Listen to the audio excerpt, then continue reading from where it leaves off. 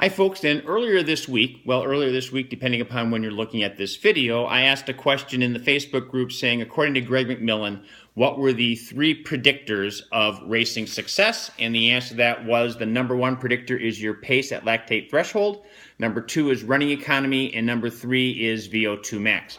So I thought I would dedicate some of the Training Tip Thursdays to talk about those. I was going to go in order and do lactate first, but I'm going to change that and actually go with running economy first. I think in general people kind of get lactate and they understand that, but running economy I think has maybe a little bit more confusion for people. So running economy is simply the oxygen consumed at a given pace. You can liken it to fuel economy in your car. It's the miles per gallon.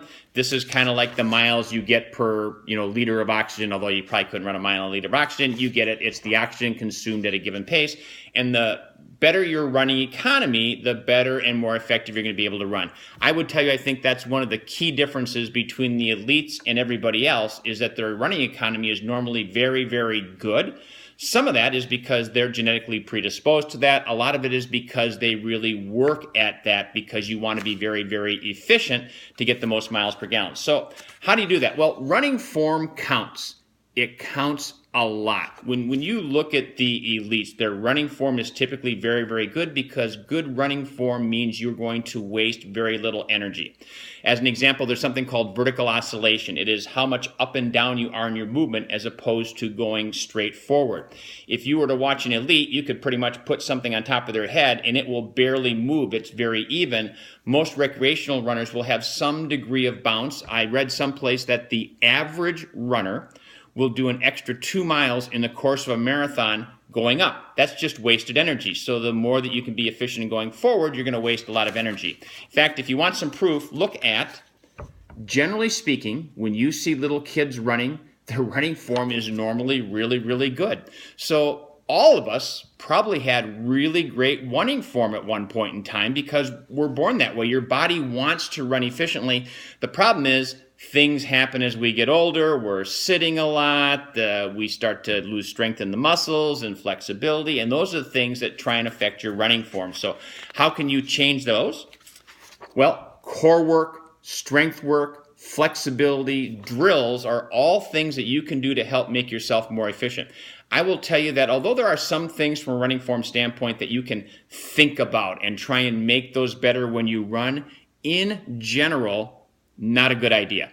Your body wants to run the best way that it can, and when it starts making adjustments, for example, getting the hips back rather than the hips forward, it's normally because there's some type of a muscular imbalance or flexibility or something that's causing that. So when you try and force that to go the other way, your injury risk goes up because your body made that adjustment to try and keep you safe.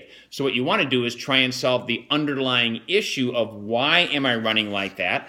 And core work and strength work and flexibility work and running drills can all help do that because when you do those things like little kids, you will run more naturally efficient without having to think about it.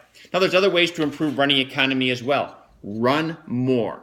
The more you run, generally speaking, the better running economy you have. Hills are great for running economy. Why? We tend to have a little bit better form when we run on hills, and hills are great for developing a strong push because when you're going uphill, that back foot has to kind of push you forward. You get more power, a little bit more further momentum. That is good for running efficiency. Speed work is really good for helping develop good running form. In fact, you probably see me harping on and making comments in the notes all the time.